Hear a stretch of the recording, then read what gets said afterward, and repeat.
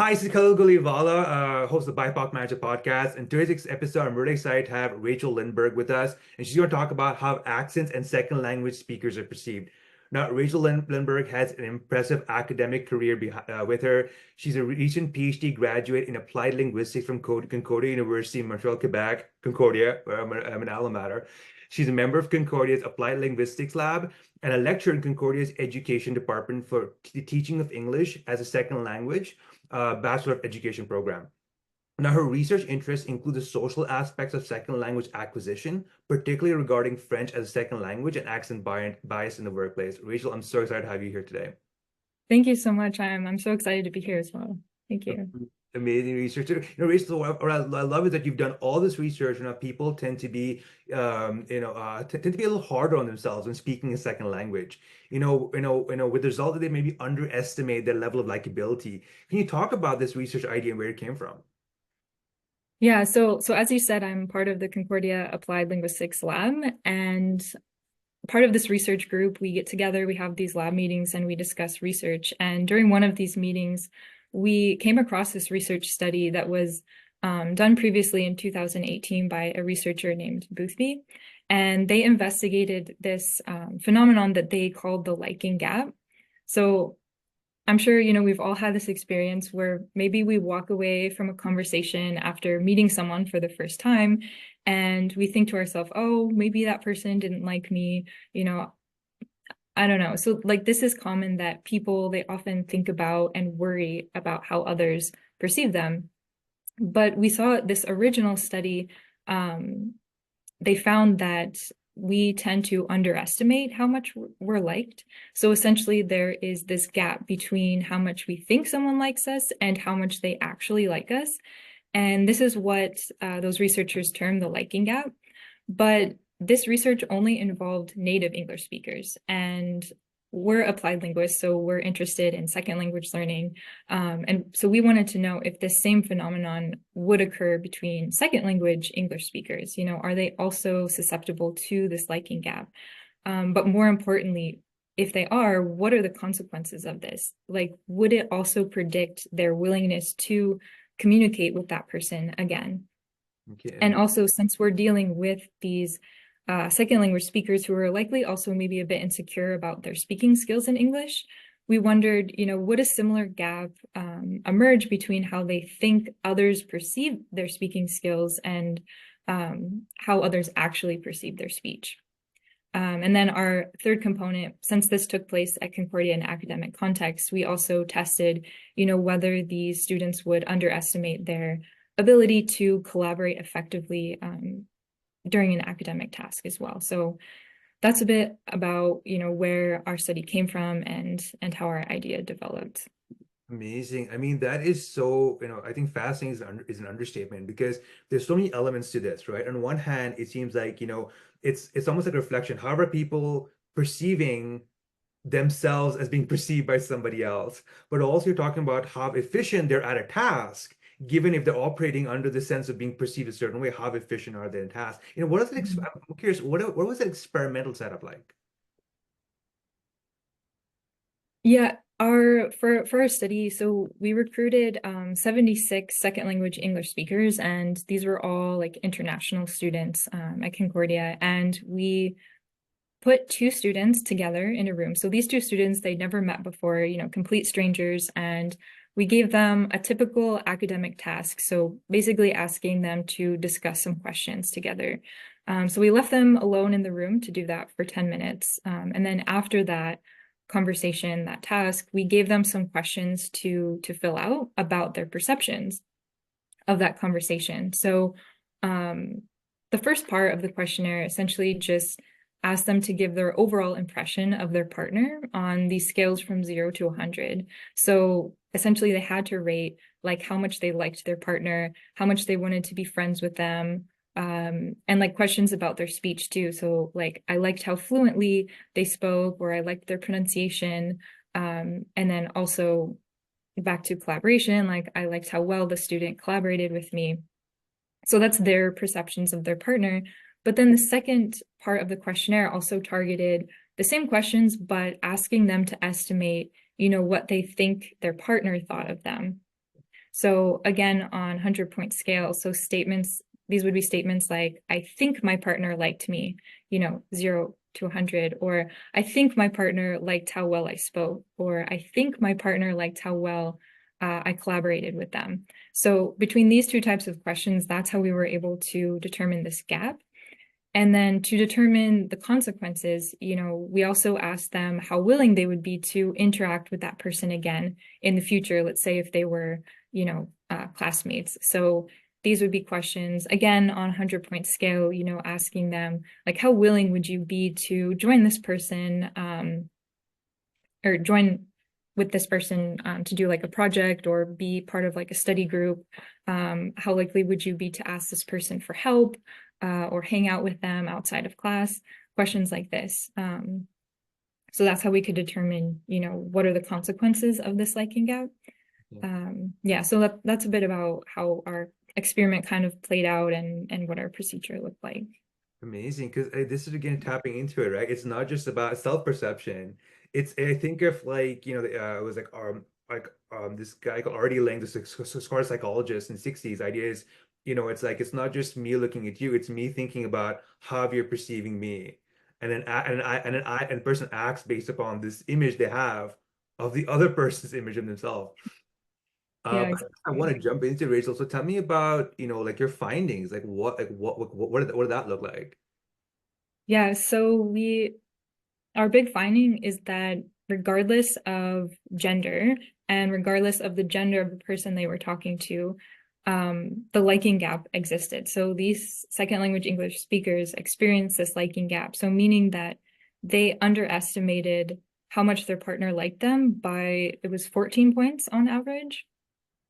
And then we also looked at this like speaking gap, right? And we found that it was actually only the female students that underestimated their speaking skills. And so they underestimated their speaking by 17 points on average. And then in terms of the consequences, like what are the consequences of this liking gap, underestimating our liking? And we found that, again, this was only for the female students. And we found that how much the female students believed their conversation partners, liked them as a person, actually predicted their willingness to engage in communication with that person again in the future. So essentially, all of our participants, they experience this liking gap, and we can see how it can be this, potential barrier to communicating in our second language and seeking out interactions. But that was particularly true for the women in our study. So men, they did experience this liking gap as well. But it just seemed that their insecurities didn't appear to like affect their behavior. So they may think they're not liked, but that's not going to, prevent them from interacting in their second language. Yeah. Again, with that. Yeah. Yeah, and because I imagine that, but just the fact we've done this research lets people, I think of, workplace as society.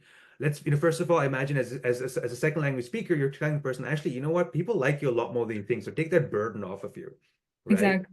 Yeah. And I feel like the other element as well is that for someone who maybe is a native speaker, they're aware that, whatever the signals are of likability, could they be a smile? Could it be patience? Could it be an open, relaxed face, open body language? There's a bunch of Exactly. different things that they could just, probably just do as a generality. And just, Mhm. just to make someone feel comfortable, knowing that there's all this level of comfort connected with language fluency over there. Yeah, exactly. Yeah. Amazing. And Rachel, maybe I want to kind of, if it's fair, kind of talk about another area where you've also done research on, because especially in Quebec, that's so fascinating about the French language, right? Is that you've talked about, your PhD research was on how second language French speakers are evaluated during interviews and accent discrimination within the workplace in Quebec. Again, tell me, tell me more about maybe your background, maybe what influenced this topic of research.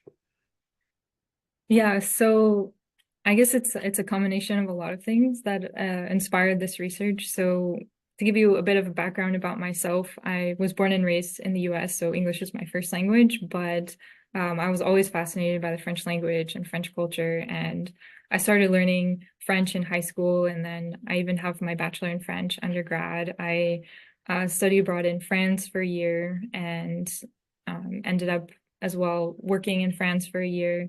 I also lived in Guadeloupe for a year. And then I moved to Quebec in 2017 to do my master's because I wanted to come and still live in a francophone environment, you know, keep perfecting my French. And I was also fascinated by the different varieties of French. You know, I had learned, you know, the French from France, and then I got a taste of, you know, the variety that they speak in Guadeloupe. And now I wanted to learn like this new, you know, the Quebec French variety that I didn't have so much exposure to previously. So really, when I came to Concordia and I started out, especially being a French learner myself, my research interests were more about how French learners perceive different French accents, you know, that they're learning in the classroom. So like the Quebec French versus the French from France accent. But then I became more interested really in how, well, in perceptions from like the other direction. So how do native French speakers perceive those who speak French as their second language? Because I've been reading a lot of this research about how, you know, people's biases, which are a lot of the times unconscious biases, but how it can affect their perceptions and evaluations of others.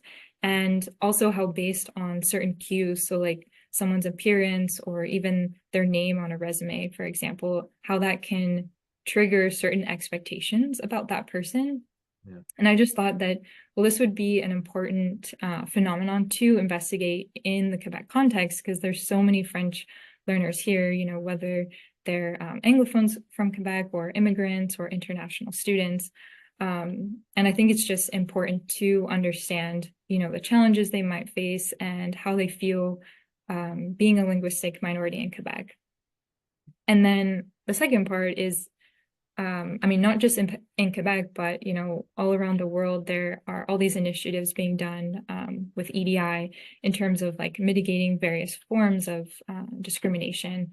But I think linguistic discrimination or accent discrimination is often overlooked as a form of discrimination. So with my research as well, I wanted to just demonstrate how accent discrimination is also an important issue that we should be aware of, and we should understand how it impacts second language speakers, especially in the workplace, because there's so many employees that are, you know, working in their second language. Yeah.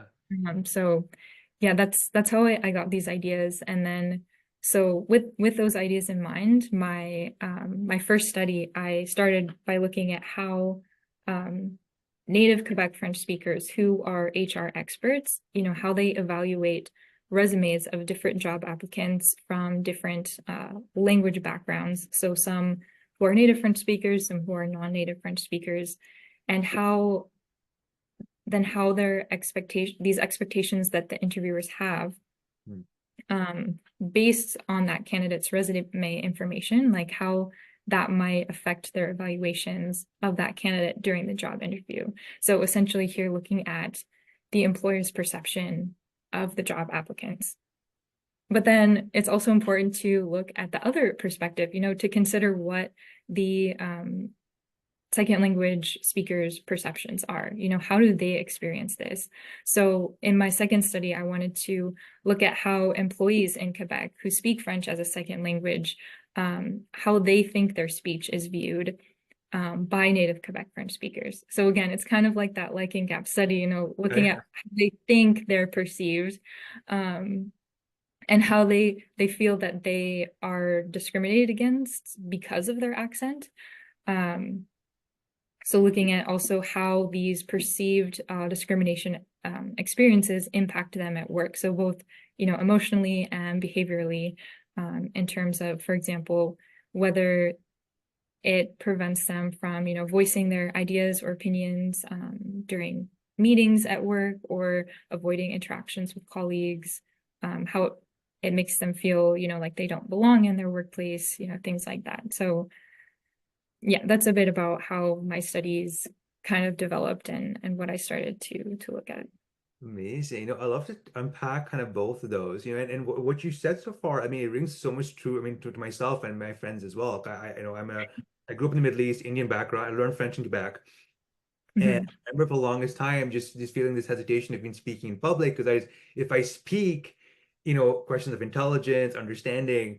Mhm. But it's funny going back to your previous survey. It was at some point I realized I'm just gonna. I remember watching Arnold Schwarzenegger speak, and I was like, you know what? He was just like, I speak this way, I'm gonna roll with it. Yeah. Seeing someone else do that, him and Jackie Chan, and I was just like, I'm just gonna roll with what accent I have.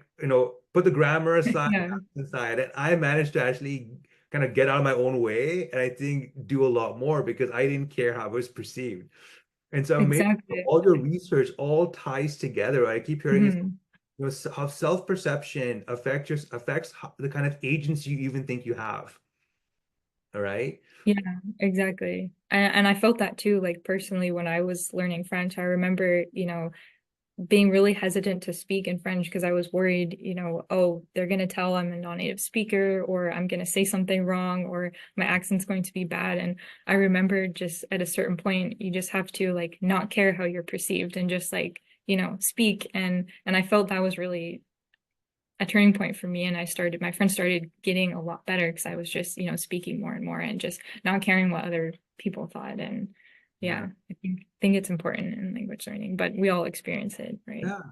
I mean, this is rare. Like, I mean, I want to talk about your research, but one quick thing I want to kind of, zoom in here is it seems like, again, um, and as complex as questions of, identity, gender, language, accents, there's this element I keep coming across of agency where it's almost like, between let's call it the listener who we kind of put our sense of being judged on ourselves.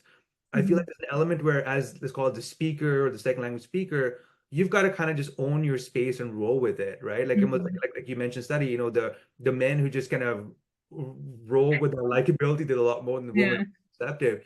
But I feel like that ties into broader research I've seen as well. Like broader research tends to be like if you just kind of move ahead, plow ahead. So I'm wondering, is in some sense, is this sort of a subset of the broader human experience, which all about personal growth is about, or is there something different about the situation? Any thoughts on that? Um, I think like going back to like the liking gap experience, I think it does speak to kind of like the society that we live in, and we probably see this um a lot, like women being prone to underestimating their performance. In our study, their performance in terms of like their speaking ability. But yeah, a lot of times we want to come across as likable, right? And then that can sometimes make us reluctant to, like in our study, it was reluctant to, speak in our second language, but we might also see women being like reluctant to maybe ask for a raise or a promotion or to offer their opinion, like if they think that they will be less liked or they're worried about, the impressions that they make on others. So yeah, I would say it kind of speaks to Good um, like position. patterns that we might see in other social situations with, yeah, Yeah. people Yeah. I especially. guess that's I guess that's one sense that's kind of sad and good. I think in one hand it's good, but at least it's following the demographics tab because it exists. But again, research like yours, it's showing that actually there are simple things that people can do, just pointing it out. Mhm. Rachel, I'd like to go back to your PhD research. You mentioned sort of two elements, right? One element Mhm. was seem like, and maybe you can talk a bit more experimental structure here, but it seemed like human resources who are in Quebec were reviewing CVs, and at some point then they would go actually conduct like an interview with people. Can you tell me more about what that experimental setup was like and what you found over there? Yeah, so in that study specifically, these native Quebec French HR experts, I had them evaluate these resumes that I created and listen to audios of mock job interviews that I had actually conducted in French with both native French speakers and non-native French speakers. Um, and in this study, I found that the job applicants who spoke French as their second language, um, and these job applicants, their first languages were Spanish or Arabic. Okay. Um, yeah, so those job applicants were perceived as less employable than the native Quebec French speaking applicants. And this was for a waitress position in Montreal. Okay. So they were rated less employable by 23 points on average out of 100 than the native speakers. And yeah, you might think, well, maybe it's because those speakers gave lower quality interview responses, but that's actually something that I controlled for in my study. So essentially, each candidate was equally qualified for the job, in terms of their education, their prior work experience, etc. And they all provided interview responses of similar quality. So taking out all those factors, then we can really assume that this downgrade in employability for the second language speakers was most likely due then to these HR experts, maybe preconceived biases towards second language speakers. Wow. And Yeah. and maybe this then segues into the second question. What about the self-perceptions? I feel like that was also something that you asked, Yeah. right? That was actually personally my favorite part of the study, the most interesting, because we rarely look at the perspective of the accent employee themselves. We always look at how they're perceived, but like what are their perceptions of this? So in my second study, this involved 60 employees. So all of these employees are currently working in Quebec in various jobs. And they are using French for the majority of their work, but they speak French as their second language. And I had these employees fill out various questionnaires that essentially captured their experiences with perceived discrimination. And I say perceived, right, because this is, again, from their viewpoint, it's their perception of whether they have experienced being discriminated against or not. And this is specifically based on their accent in French. So I was looking at accent discrimination. And one of the questions I asked them as well was if they think native Quebec French speakers have any stereotypes towards non-native French speakers. And if so, then what are they? And the most common responses I got from these employees is that they think that native Quebec French speakers view them as unwilling to learn French, incompetent, a threat to the French language, heavily accented. They see them as foreigners or, like not being from Quebec, a threat to jobs, and snobby, rude, and unintelligent. So those were the stereotypes that they came up with. And again, that's not to say that French Quebecers actually view non-native speakers in that way, but this is how the non-native French speakers feel that they're viewed. So that could, maybe be based on their previous experiences or comments they've heard, or, and these employees, they reported experiencing various levels of perceived accent discrimination at their current workplace. So some of them reported, rarely experiencing it, whereas others reported experiencing it very often.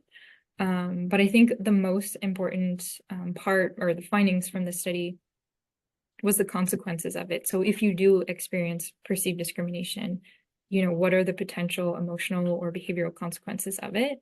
And I found that the more that these employees felt that they were discriminated at work due to their accent, the weaker sense of belonging they had in their workplace, the more they felt incompetent at their job, the more disrespected they felt. And they also tended to worry about never getting promoted at their job. So those were just some of the kind of potential emotional outcomes. And I think, how you can see how this could as well influence like their job satisfaction and their well-being at work. But I also found the other aspect of it, I also found that this accent discrimination can affect their behavior at work too. So the more that they felt discriminated against at work because of their accent, the more they avoided voicing their ideas or opinions at work meetings, the more they avoided interacting with certain colleagues. They also would avoid like leadership roles. And these were also the employees that were more likely to want to quit their job if they could. And if they were to apply to another job, they were more likely to avoid certain jobs that involve interactions with customers. So you Wow. can see like how having these perceived or these experiences with perceived accent discrimination can lead to employees kind of disengaging or withdrawing from their work, which of course, can have certain implications then for the companies as well. Yeah. No, I mean, I'm just taking a moment to just absorb this all in because what you that's again it's something that and I've experienced, other people experience as well. But I also want to call some out this, Rachel, and I know your research is on Quebec, but I remember at some point listening to an interview with Stephen Colbert, right? And he talked about how like, yeah, she grew up in the South.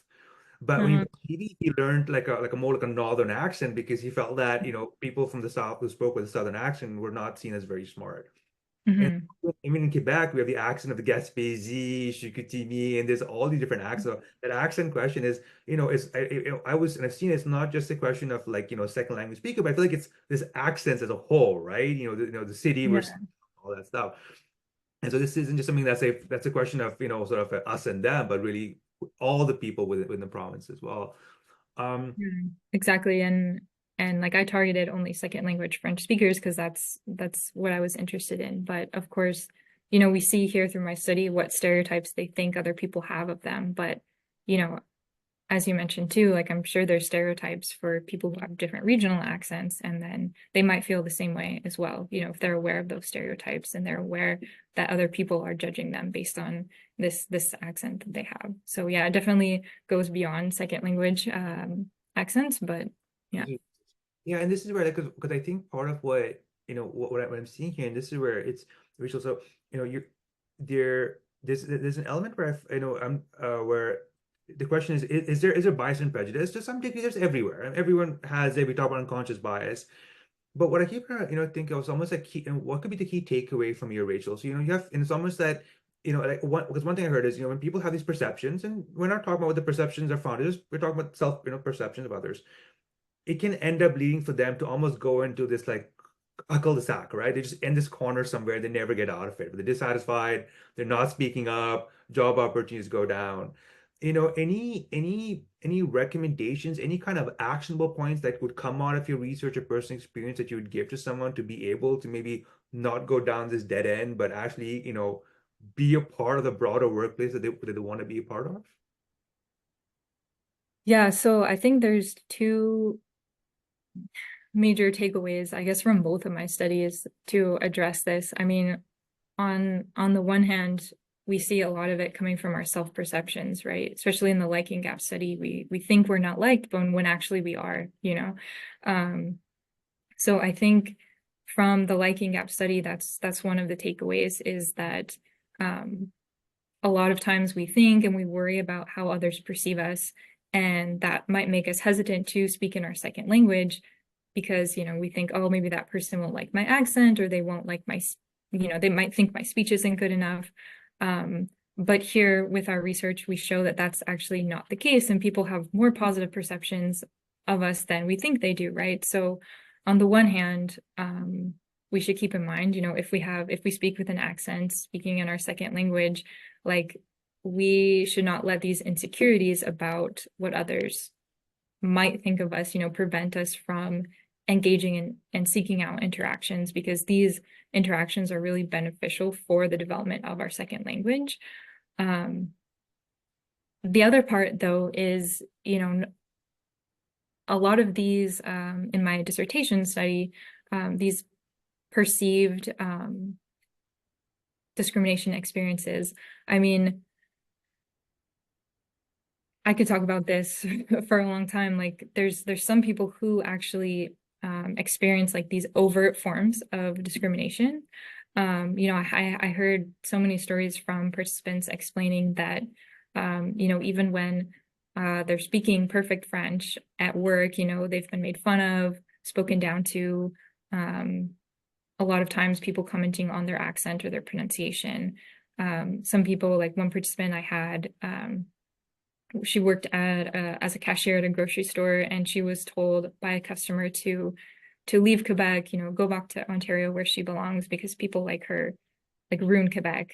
So just based on her accent in French, she was being told, we don't belong here, even though she was born and raised and grew up in Quebec as an Anglophone. So sadly, there are those experiences as well. But then going back to like the perceptions from their point of view, a lot of times it's not overt forms of discrimination, but the interesting thing from this research is that it's their perceptions of, or what they think other people, how they think other people see them, can still have like these clear consequences for them. But still there are, I think part of it is actions that other people can take, like when they're interacting with second language speakers. Like one story that stood out to me from one of my participants is that, you know, she said that most of the time, actually, when she's speaking with native Quebec French speakers, they most of the time tell her, "Oh, your accent's so cute. I love your accent." You know, but even though that I think is meant to be like a compliment, you know, she kind of displayed this frustration that, you know, I cannot have a conversation without somebody bringing up my accent. And she just, because her coworkers do this all the time and she just doesn't want to hear these comments all the time about her accent, she told me that she just ends up, you know, eating her lunches alone and just doing her own thing because she doesn't want to feel like she's not similar to them. So I think that that's one takeaway as well that I got from my research, because I think a lot of people might not be aware of how these comments actually affect second language speakers.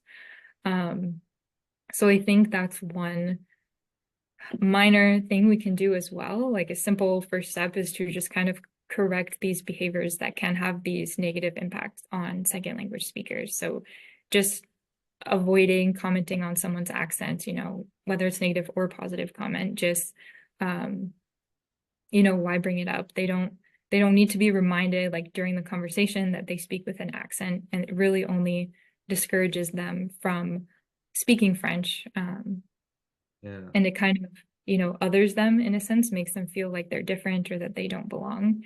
And yeah, I think we just need to be more aware of like how these comments can impact speakers. I mean, I had one participant who told me that she stopped speaking French for 3 years after she had, you know, a negative experience. So it can really make them, you know, reticent to speak the language, when really in Quebec we're trying to promote, you know, the French language. So now, thank you so much for the research. Now, before you wrap up, is there anything that you want to mention? Anything you want to highlight? I think, I mean, I think those were, as I just mentioned, like the key takeaways from this research. Just as second language speakers, understanding like how our perceptions, like the power of our perceptions on our behaviors, and you know, we should not let our insecurities, you know, stop us from speaking in our second language. And then just for other people to keep in mind, whether you're an employer or a colleague who works with second language, you know, French speakers, try to keep in mind like these accented employees, taking their reality into account, especially before like interpreting or judging their behaviors. You know, if you have a colleague who never speaks up at meetings, you know, that's not necessarily a reflection of their incompetence. It doesn't mean they don't have anything to say. You know, it could just be that they're afraid of what people will think of them, or their ideas because of their accent. So I guess being more understanding of, you know, what else can explain their behaviors and what they're most likely going through as a second language speaker. Amazing, actually. I mean, hearing you, I realize it's not just a second language speaker, it's everybody around them, right? Like we're Yeah, all exactly. together Mhm. as a group. That's where you kind of move forward. Yeah. So in terms of, you know, your research, if anyone wants to like, you know, find more about you, your research, or get in touch with you, what's the best way they could do that? Yeah, if you would like to find out more about my research and studies that I've published, you can visit, as I said, I'm part of the Concordia Applied Linguistics Lab, so you can visit our lab website and my page, which lists all my studies. And if you would like to get in touch, you could email me at my Concordia email. If you would like to talk more about my research, or if you would like to share your story as a second language language French speaker, you know, I would love to get in touch and talk about your experience as well. Amazing. Thank you so much for being a guest there, Rachel. Yeah, thank you so much for having me. This was great.